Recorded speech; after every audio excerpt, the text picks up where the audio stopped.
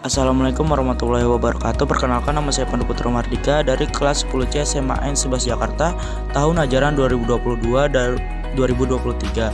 Saya akan menjelaskan tentang pengantar ilmu ekonomi. Pada materi ini kita akan belajar tentang pengertian ilmu ekonomi, sejarah ilmu ekonomi, kebutuhan manusia, dan kelangkaan sumber daya, serta pembagian ilmu ekonomi. Yang pertama, pengertian ilmu ekonomi. Ilmu ekonomi adalah ilmu yang mempelajari perilaku manusia dalam memilih dan menciptakan kemakmuran. Yang kedua, sejarah ilmu ekonomi. Ilmu ekonomi atau klasik lahir tahun 1776 dengan terbitnya buku Adam Smith yaitu Wealth of Nations.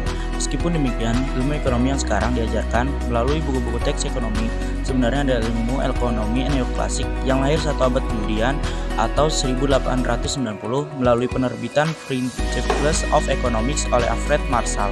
3. Kebutuhan manusia. Kebutuhan manusia adalah sesuatu yang dibutuhkan oleh manusia atau keinginan manusia yang harus dipenuhi demi tercapainya kepuasan rohani maupun jasmani untuk keberlangsungan hidupnya. Kebutuhan ini dapat berupa barang ataupun jasa. Yang keempat, kelangkaan sumber daya. Kelangkaan terjadi ketika jumlah sumber daya terbatas sedangkan alat pemenuh kebutuhan manusia terbatas. Dari sudut pandang ekonomi, banyaknya permintaan barang juga menyebabkan salah satu terjadinya kelangkaan. Yang kelima, pembagian ilmu ekonomi. Ilmu ekonomi dibagi menjadi 3. 1. Ekonomi deskriptif. 2. Teori ekonomi. 3. Ekonomi terapan. Ekonomi deskriptif. Ekonomi deskriptif adalah cabang ekonomi yang menjelaskan tentang kehidupan ekonomi di suatu daerah atau negara pada suatu waktu tertentu. Informasi disajikan dalam bentuk angka, grafik, kurva, atau bentuk penyajian lainnya sesuai dengan kenyataan yang ada.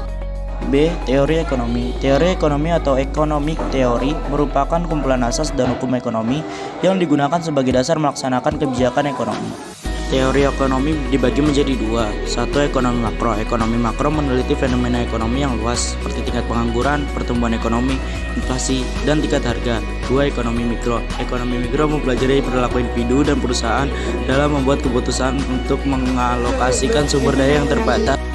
C. Ekonomi terapan. Ekonomi terapan adalah cabang ilmu ekonomi yang memanfaatkan teori ekonomi untuk menyelesaikan permasalahan ekonomi tertentu.